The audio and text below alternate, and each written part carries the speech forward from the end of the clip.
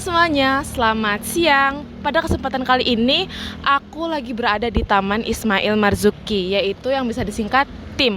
Nah, tempat ini bukan hanya menjadi tempat rekreasi aja nih teman-teman, tapi juga menjadi tempat kumpulnya para seniman dari berbagai kalangan. Halo semuanya, perkenalkan nama aku Raisya Selbina dan pada kesempatan kali ini aku akan mengajak kalian untuk berkeliling di Taman Ismail Marzuki. Nah, sebelumnya ada yang tahu gak sih Taman Ismail Marzuki itu di mana?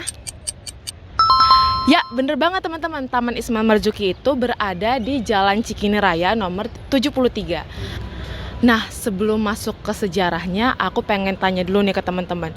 Dari teman-teman ada yang suka dengan kesenian nggak? Teater, musik, atau lukisan? Nah, kalau kalian suka dengan kesenian, berarti kalian cocok nih buat kunjungin Taman Ismail Marzuki. Nah teman-teman, sekarang aku bakalan menjelaskan tentang Taman Ismail Marzuki. Perlu diketahui teman-teman, dulu sebelum menjadi seperti sekarang, Taman Ismail Marzuki itu dulunya adalah kebun binatang milik Raden Saleh, seorang pionir pelukis seniman modern dari Indonesia. Nah teman-teman, dulu Raden Saleh itu mempunyai tanah yang luas banget, sampai-sampai bisa bikin kebun binatang. Nah dari situ dia menghibahkan tanahnya sebesar 10 hektar kepada Pemprov DKI dan kebun binatangnya pun dipindahkan agar jauh dari hiruk pikuk kota. Nah teman-teman, ada yang tahu gak nih kebun binatangnya apa? Cluenya depannya huruf R ya teman-teman. Nah dulu kebun binatangnya ini juga ramai teman-teman, terbuka untuk umum dan memang dijadikan tempat rekreasi yang terkenal di Jakarta. Nah sebelum Taman Ismail Marzuki menjadi seperti sekarang, para seniman itu dulu berkumpulnya di Pasar Senen teman-teman. Terus kenapa di Pasar Senen sih? Jadi teman-teman, Pasar Senen itu memang dari dulu tidak hanya diramaikan oleh aktivitas perdagangan, tetapi juga tempat berkumpulnya para seniman. Tahun 1930 banyak dari aktivis, mahasiswa, atau para seniman berkumpul di sana. Alasannya karena Pasar Senen itu dekat dengan Gedung Kesenian Jakarta dan juga salah satu studio film, yaitu studio film Golden Arrow. Dan juga Pasar Senen itu mempunyai letak strategis, jadi mudah dan terjangkau untuk dikunjungi. Nah teman-teman, sayangnya pada tahun 1968 terjadi polemik politik nih teman-teman. Terjadi perbedaan ideologi nih. Banyak para seniman yang menempel pada sayap kiri. Nah teman-teman tahu gak sih sayap kiri itu apa? Kalau kalian tahu bisa komen di bawah ya. Nah jadi karena adanya perbedaan ideologi itu teman-teman, para seniman itu pas kumpul di sana itu mencampurkan hal-hal berbau kesenian dengan ocehan-ocehan politik nih teman-teman. Jadi ada beberapa seniman yang geram nih teman-teman. Kegiatan kesenian dan politik itu dicampur.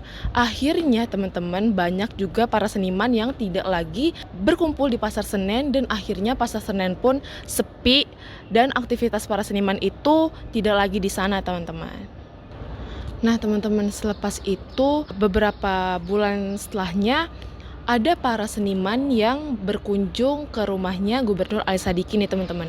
Mereka meminta untuk dibangunkan sebuah tempat khusus untuk berkesenian, untuk mereka menuangkan kreativitasnya dan juga melestarikan budaya yang ada di Jakarta nih khususnya. Nah pada saat itu mereka kumpul dan berembuk dengan Pak Gubernur. Akhirnya Pak Gubernur menyetujui bahwa akan dibangun sebuah tempat khusus untuk mereka menuangkan kreativitasnya dan terpilihlah Taman Ismail Marzuki ini teman-teman. Yang pada saat itu kebun binatangnya juga sudah dipindahkan ke Ragunan dan Pak Gubernur Ali Sadikin menyerahkan konsep pembangunan area Taman Ismail Marzuki kepada para seniman. Nah setelah disetujui proposalnya oleh Pak Gubernur, akhirnya dibangunlah Taman Ismail Marzuki yang dimana Pemprov itu menyediakan dana dan juga sarana dan prasarana untuk membangun Taman Ismail Marzuki. Dan selebihnya Taman Ismail Marzuki ini dikelola oleh Badan Kesenian Jakarta atau yang sekarang dikenal dengan Dewan Kesenian Jakarta. Nah, akhirnya pada tahun 1968, tepatnya di 10 November, Taman Ismail Marzuki pun resmi didirikan. Nah, kenapa sih namanya Taman Ismail Marzuki? Seperti yang kita tahu teman-teman, Bapak Ismail Marzuki ya merupakan seorang komponis lagu legendaris Indonesia yang menciptakan banyak lagu-lagu yang membangkitkan rasa nasionalisme, seperti lagu Halo Halo Bandung, Rayuan Pulau Kelapa, dan juga Gugur Bunga. Dan sebenarnya masih banyak lagi sih teman-teman lagu yang lainnya. Nah, kira-kira lagu favorit dari Bapak Ismail Marzuki kalian apa nih? Tulis di kolom komentar ya. Nah teman-teman, sekarang aku mau ngejelasin ada tempat apa aja sih di Taman Ismail Marzuki. Yuk bawa deketan. Nah teman-teman, di Taman Ismail Marzuki ini juga sering dipakai untuk acara pementasan nih teman-teman. Mulai dari pementasan musik, pementasan teater, atau acara-acara lainnya. Seperti yang sedang kita lihat sekarang, di sini ada teater Wahyu Sihombing. Nah Wahyu Sihombing itu adalah seorang sutradara asal Indonesia yang juga pemain teater, khususnya di teater realis teman-teman. Jadi cabang-cabang teater itu banyak teman-teman. Ada teater realis, teater surrealis, ada teater yang menggunakan tubuh aja tanpa kita berdialog. Nah, kalau untuk Wahyu Sihombing ini dia memakai aliran teater realis teman-teman. Jadi biasanya tuh cerita-cerita yang diangkat oleh teater realis teman-teman itu cerita-cerita tentang kehidupan, cerita-cerita yang relate dengan kehidupan sehari-hari. Teman-teman, seperti yang sudah aku jelaskan bahwa Taman Ismail Marzuki ini kan terbuka untuk umum.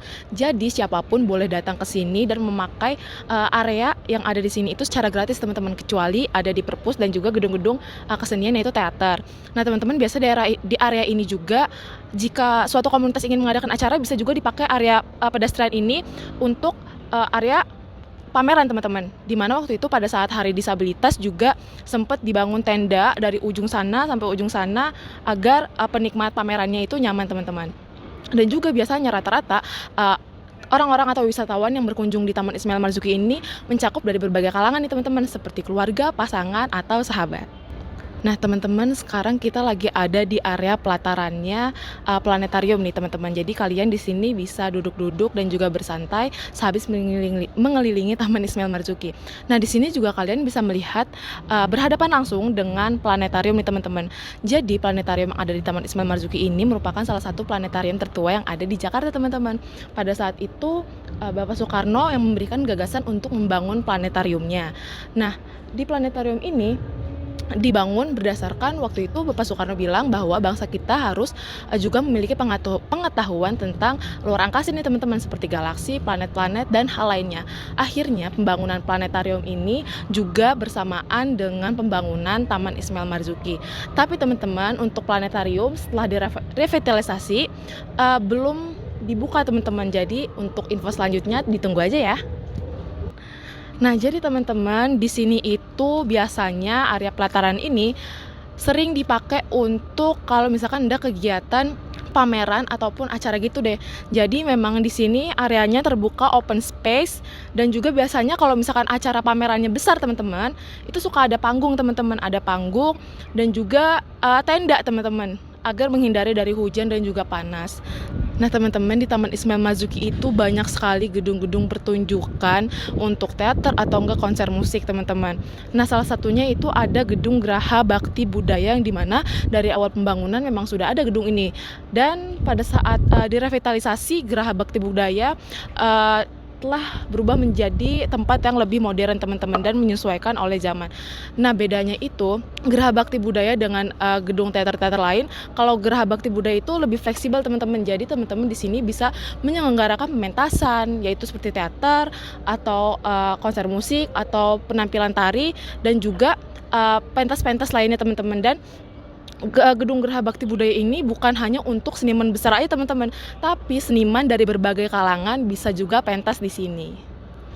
Nah yang uniknya teman-teman, di Taman Ismail Marzuki ini juga kalau kita lurus terus dari arah depan ke belakang itu langsung berbatasan langsung dengan salah satu kampus kesenian yang ada di Jakarta, yaitu Institut Kesenian Jakarta. Jadi kalau misalkan kalian ke depan lurus terus itu kalian akan memasuki kampus Institut Kesenian Jakarta. Dan juga kalau misalkan kalian ingin sholat teman-teman, di sini juga tersedia masjid. Nah, teman-teman, sekarang aku akan masuk ke perpustakaan yang ada di Taman Ismail Marzuki. Namanya Perpustakaan Cikini. Nah, Perpustakaan Cikini ini dibangun untuk meningkatkan literasi masyarakat Indonesia, khususnya masyarakat Jakarta. Tapi teman-teman, di Perpustakaan Cikini aku nggak bakal guiding karena tidak diperbolehkan untuk berisik ya teman-teman. Jadi aku bakalan tunjukin footage apa aja yang ada di Perpustakaan Cikini. Dan kebetulan Perpustakaan Cikini itu nggak cuma jadi tempat untuk baca buku aja teman-teman, tapi juga sering diselenggarakan konser, mini konser artis-artis Indonesia, atau bisa juga kita di sana mengerjakan tugas atau pekerjaan karena di sana banyak banget buku-buku, terus juga tempat-tempat untuk belajar. Oke, jadi segitu dulu teman-teman untuk keliling di Taman Ismail Marzuki, dan semoga teman-teman dengan adanya video ini teman-teman bisa berkunjung langsung ke Taman Ismail Marzuki yang ada di Cikini. Dan sampai jumpa di kesempatan selanjutnya.